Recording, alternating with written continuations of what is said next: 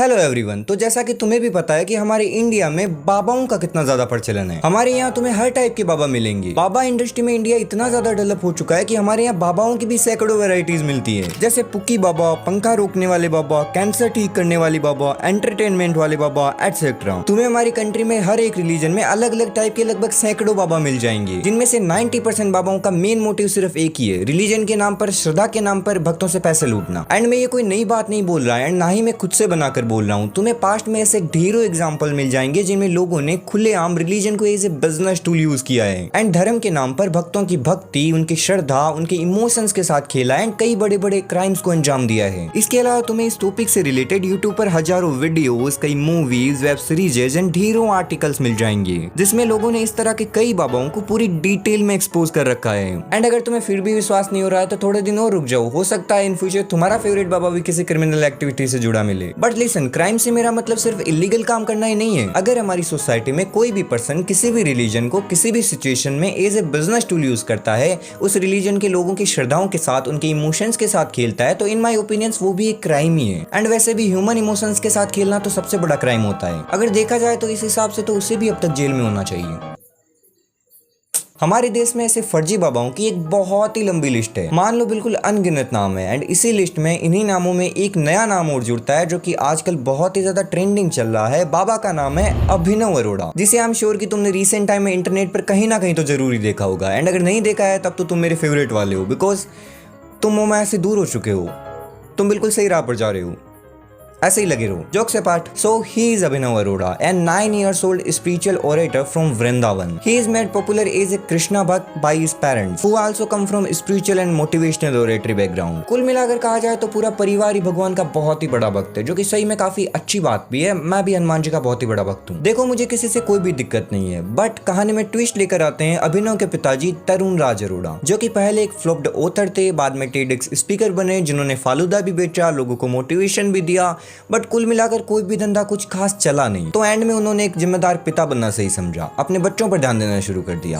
Good boy. Because अभिनव का बहुत सारा कंटेंट कंज्यूम करने के बाद मुझे एक बात तो समझ में आ गई कि इन सब के पीछे का एक्चुअल मास्टरमाइंड अभिनव के पिताजी हैं। अभिनव अपने पॉडकास्ट में, अपने इंटरव्यूज में जो कुछ भी बोलता है, जो भी एक्टिविटी करता है, वो सब कुछ स्क्रिप्टेड है। वैसे भी इंडियन पॉडकास्ट कल्चर का तो तुम्हें पता ही है, यहाँ कोई भी आके कुछ भी बक के चला जाता है। यहाँ लोग पॉडकास्ट के नाम पर दो भूत वाली कहानी सुनाकर खुद को कोई सेलिब्रिटी समझने लगते हैं, क्योंकि आधे से ज्यादा पॉडकास्ट तो पेड होते हैं, जिनमें गेस्ट खुद सामने से इंटरव्यूअर को पैसे देता है एंड पॉडकास्ट में पूछे जाने वाले सवाल भी खुद ही बनाकर लेके आता है। लिटरली 90% स्क्रिप्टेड ही होते हैं। एंड अभिनव के केस में भी आई एम श्योर कि ये सब कुछ स्क्रिप्टेड है, बिकॉज़ लिटरली अभिनव अपने हर पॉडकास्ट में, इंटरव्यू में सेम ही एक्टिविटीज करता है। तुम उसका कोई सा भी इंटरव्यू उठा के देख लो, उसने सब में सेम ही जवाब दिए हैं। इनफैक्ट जब वो बोलता है तो उसके एक्सप्रेशन एंड हैंड गेस्चर्स भी बिल्कुल डिट्टो मैच होते हैं, बिल्कुल उसी तरह जिस तरह हमारी क्लास के रोल नंबर 54 एंड 55 के हमेशा एग्जाम्स में सेम ही नंबर आते थे।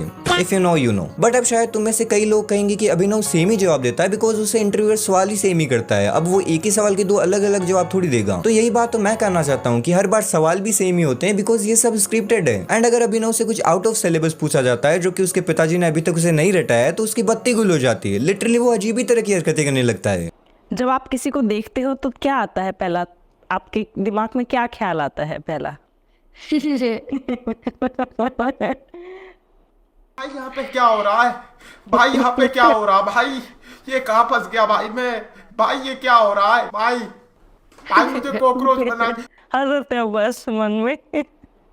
ऑडियंस बहुत खुश होगी ये देख के। देखो, आई नो अभिनव एक भक्त है एंड वो जो भी कर रहा है वो कोई बुरा काम नहीं है, भगवान की भक्ति तो कर रहा है एंड वो तो अच्छी बात होती है। But at the same time his outlook towards Krishna ji is like psychotic and the way he holds and talks about the god, I don't know man why, but वो बहुत ही ज्यादा अननेचुरल फील होता है। एंड आई फील दैट कि वो एक भक्त है तो वो किसी से भी अगर भगवान के बारे में, कुछ भी इन चीजों के बारे में सुनता है तो उसे सच मान लेता है without analysing it. And at this age personally I don't expect him to understand the philosophical nuances of Hinduism. Bro, you know Hinduism की फिलोसॉफी कितनी बड़ी है, मैं इससे क्या बड़े बड़े विद्वानों से भी एक्सपेक्ट नहीं करता। तुम्हें क्या लगता है ये सब के सब बाबा ज्यादातर भक्ति क्यों बनते हैं? बिकॉज ईश्वर प्राप्ति के तो और भी कई रास्ते हैं, बट ये सब के सब भक्ति मार्ग क्यों चुनते हैं? ऐसा इसीलिए होता है क्योंकि भक्ति हिंदुइज्म की सबसे सिंपल फिलोसॉफी है। देखो, हमारे हिंदू धर्म में ईश्वर प्राप्ति के मुख्य 3 मार्ग बताए गए हैं, ज्ञान, कर्म और भक्ति, जिनमें से भक्ति सबसे सिंपल मार्ग है बिकॉज इसका मेन फोकस ईश्वर के प्रति प्रेम और निष्ठा पर होता है, वो भी बिना किसी complex rituals and philosophical speculations के। इसमें जिनमें बाकी मार्गो जैसे कोई कठिन रूल्स एंड प्रैक्टिसेस नहीं होती। खैर अपने टॉपिक पर वापस आते हैं। So I think this kid is just a pawn of his family. His family is the actual mastermind. सारा खेल तो इसका परिवार रच रहा है, जो कि पहले फालूदा बेचता है, फिर जेन्युइन कस्टमर बन के खुद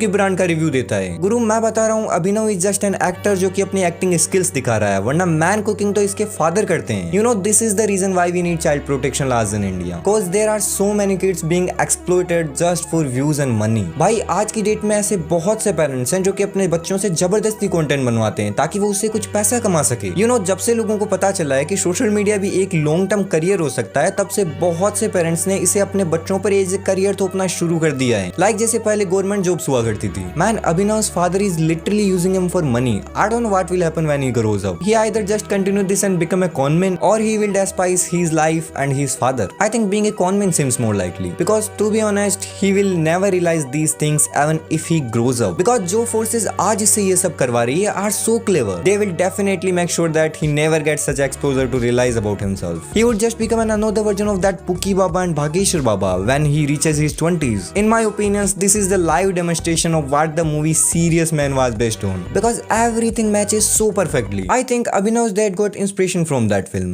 but he has not seen the ending. In my opinions, Abhinav's father is probably the best and the worst dad at the same time, क्योंकि वो अपने बच्चे का अच्छा सोच रहे हैं, उससे अच्छा काम भी करवा रहे हैं, बट फिर भी वो सही नहीं है। बिकॉज जब अभिनव बड़ा होगा एंड उसे इस बात का रियलाइजेशन होगा कि उसके पिताजी ने उसे सिर्फ फेम एंड मनी के लिए यूज किया है, तो शायद उसके साथ भी वो द बॉयज वाली कहानी होगी। लाइक जब द बॉयज में सारी सुप्स को पता चलता है कि उनके पेरेंट्स ने उनका पैसों के लिए यूज किया एंड पैसों के लिए उन्हें बचपन में कंपाउंड भी दिया था, तो यू नो उनका कैसा हाल हुआ था। यू नो ये बात सारी सुप्स को अंदर तक हिट करती है। भाई इस बात पर तो ब्लेक नोयर भी रो दिया था। एंड एक दिन शायद यही सब अभिनव के साथ होगा, बट उस टाइम पर उसके पास कोई रास्ता नहीं बचेगा। बट ऐसा भी हो सकता है कि वो कोई रास्ता ढूंढे भी ना, बिकॉज यू नो इस काम में बहुत ही ज्यादा पैसा है। तुम्हें पता है कल मैंने एक बहुत ही ज्यादा इंटरेस्टिंग चीज देखी। दरअसल जो सदगुरु महाराज है वो ऑनलाइन अपनी फिट पिक्स बेच रहे हैं, रियली फिट पिक्स बेच रहे हैं। एंड यू नो उसकी प्राइस क्या है? 3200 रुपए। भाई सिर्फ फिट पिक्स के 3200 रुपए कौन दे रहा है? एंड सोचो अगर किसी ने इसका स्क्रीनशॉट लेके प्रिंट निकाल लिया तो तब तो महाराज के तो गए 3200 रुपए पानी में। आई डोंट नो मैन, इस दुनिया में क्या क्या चल रहा है। बट देखो मुझे अभिनव एंड अभिनव की भक्ति से कोई भी दिक्कत नहीं है, बट यू नो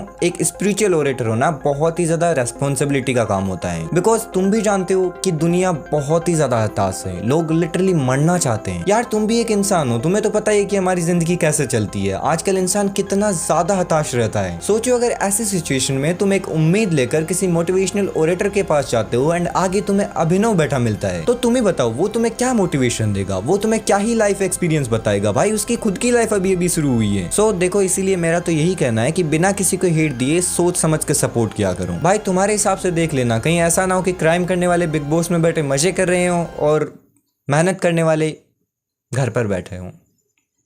खैर आज की वार्तालाप को यहीं समाप्त करते हैं। बाकी तुम इन सब पर क्या ओपिनियन रखते हो मुझे नीचे कमेंट में जरूर बता के जाना। एंड अगर वीडियो पसंद आए तो वीडियो को लाइक एंड चैनल को सब्सक्राइब करना बिल्कुल मत भूलना। मुझे उम्मीद है कि हम फिर मिलेंगे। Bye bye.